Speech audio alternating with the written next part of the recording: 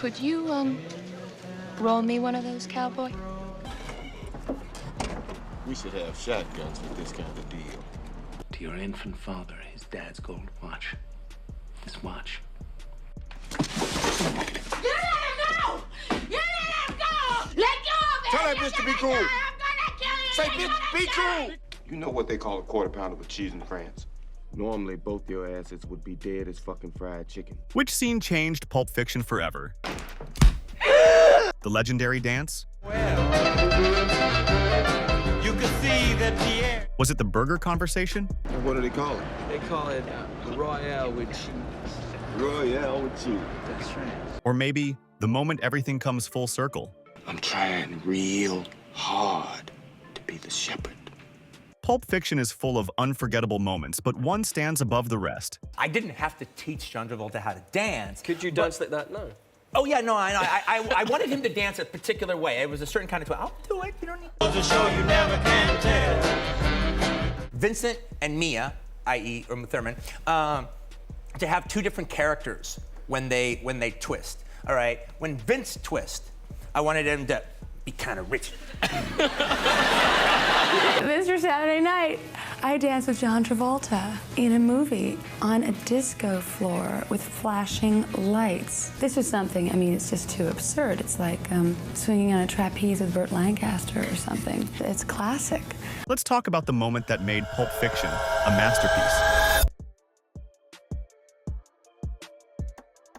There's this scene, Ezekiel 25:17. Jules Winfield, a hitman with a god complex, or maybe just a man having a revelation. The path of the righteous man is... You've heard it. You've seen it.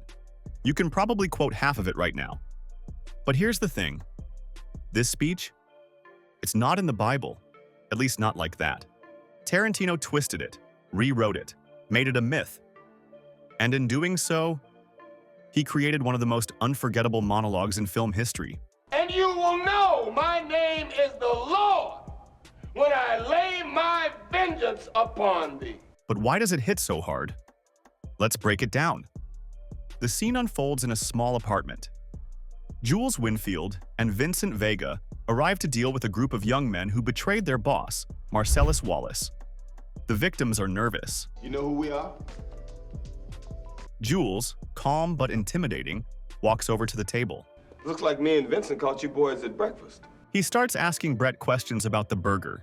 Hamburgers. Hamburgers, the cornerstone of any nutritious breakfast. Then Jules picks up the burger and takes a bite. This is a tasty burger.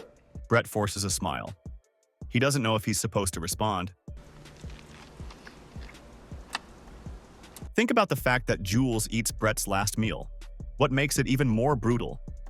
And to make it even worse than it already is, You mind if I have some of your tasty beverage to wash this down? there is only one answer that is correct. Go right ahead. And Jules picks up the cup and takes a sip while looking him in the eyes the entire time. That hit the spot. Brett swallows hard. He knew it was all over. And then the questions start. You, flock of seagulls, you know why we're here? Won't you tell my man Vince here where you got your shit hid at? The other student is standing in the corner of the room and responds. It's over there. Jules looks over his shoulder. I don't remember asking you a goddamn thing. You were saying? It's in the cupboard. Vincent Vega opens the briefcase. Brett tries to save himself, but we all know he's screwed. I'm sorry. I didn't get your name. I got yours, Vincent. Then Jules delivers a clear message, a warning that leaves no room for doubt. I never... Shortly after that, Oh, I'm sorry. Did I break your concentration? he flips the table over. What country you from? What? They speak English and what? What? He delivers the speech. The path of the righteous man is beset on all sides by the inequities of the selfish and the tyranny of evil men. He recites a passage he claims is from the Bible. His voice is steady, deliberate. Blessed is he who in the name of charity and goodwill shepherds the weak through the valley of darkness. The words roll out like they're a death sentence. For he is truly his brother's keeper and the finder of lost children. Brett, the doomed man, barely speaks.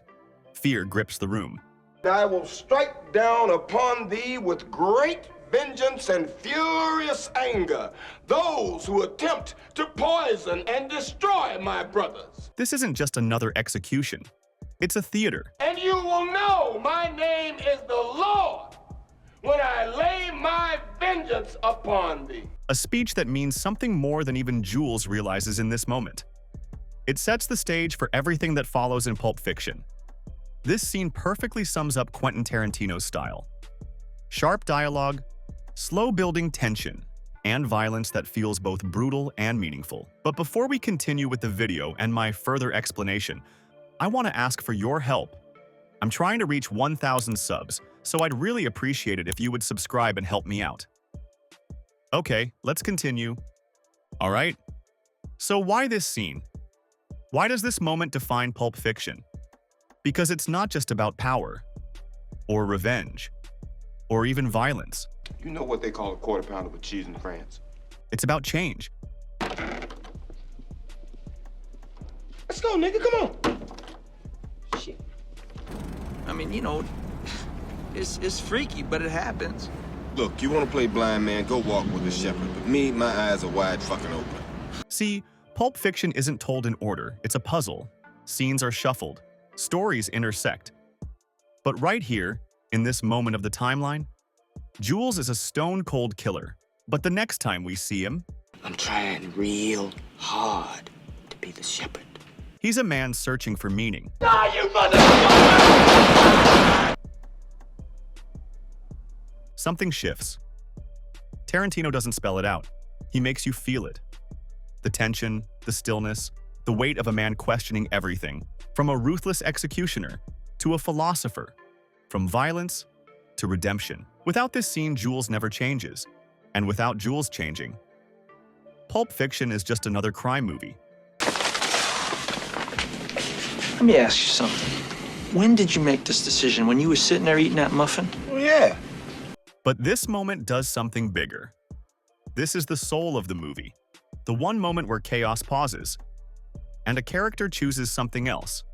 And that's why it changed Pulp Fiction forever. And I think it's one of the best things Tarantino has ever written.